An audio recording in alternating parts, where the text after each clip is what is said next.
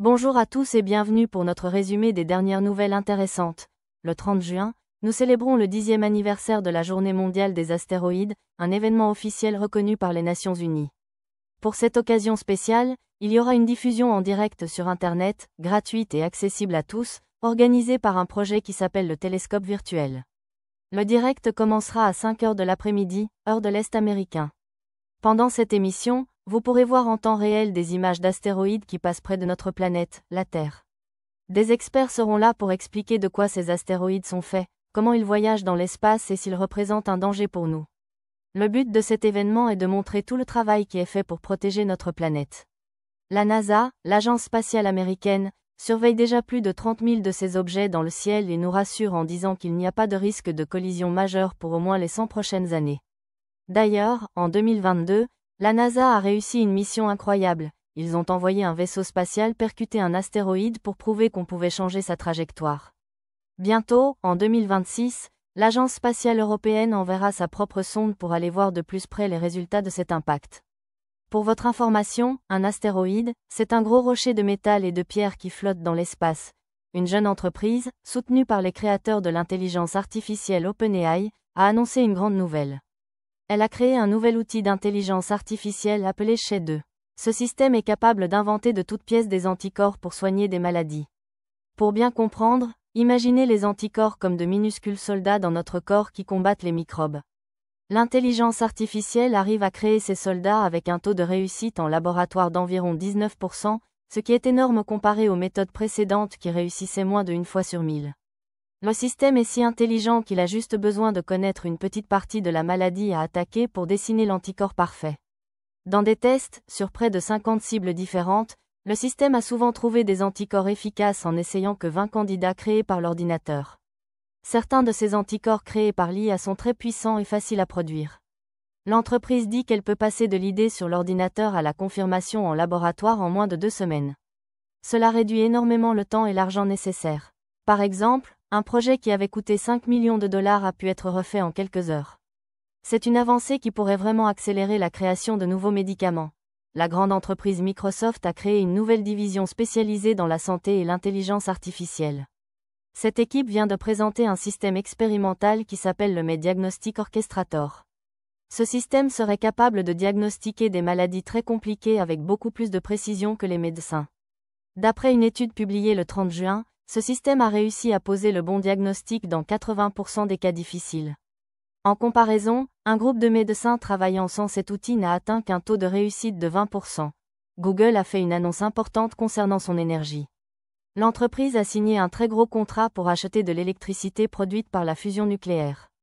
C'est la première fois que Google investit dans cette technologie et c'est le plus grand contrat de ce type jamais signé.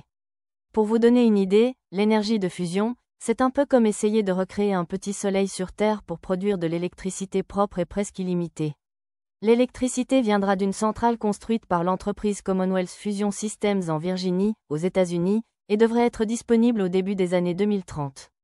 Google achètera 200 MW, ce qui représente environ la moitié de ce que la centrale produira au total.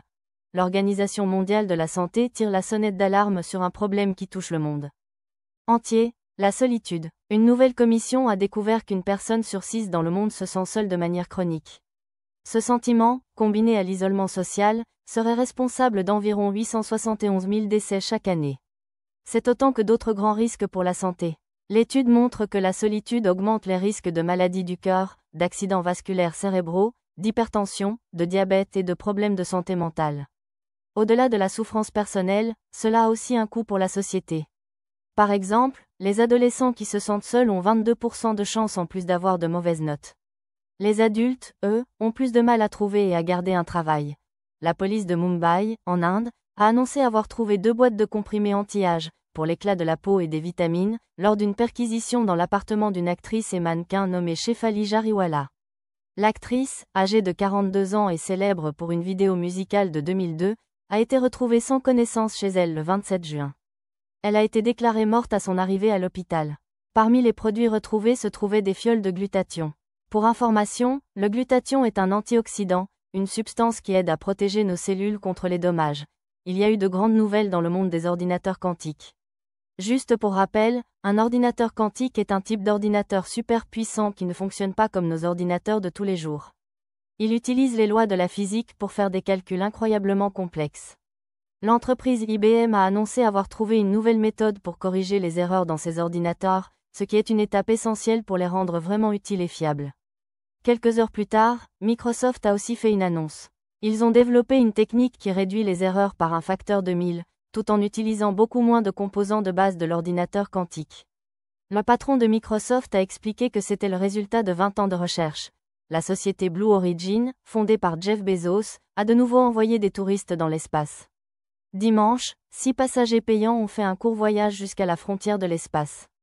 C'était la 13e mission habitée pour leur fusée New Shepard, et déjà la 3e en moins de 3 mois.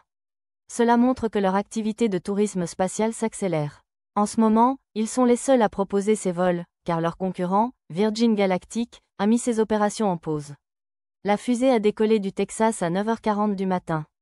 Elle a atteint une altitude d'environ 105 à 106 km avant que la capsule et le lanceur ne reviennent se poser en douceur sur Terre, environ 10 minutes après le décollage. Une étude très intéressante publiée dans la revue Science nous en apprend plus sur notre passé. Des chercheurs ont découvert que la ville ancienne de Çatalhöyük, située en Turquie, était probablement dirigée par des femmes il y a plus de 9000 ans. C'était donc ce qu'on appelle une société matriarcale. Les scientifiques ont trouvé des preuves génétiques dans les tombes qui montrent que les familles étaient organisées autour des femmes et que l'héritage suivait la lignée maternelle. Cette découverte a été faite dans un site de la période du Néolithique. C'est une époque très lointaine, aussi appelée l'âge de la pierre nouvelle, où les humains commençaient à pratiquer l'agriculture et à construire des villages.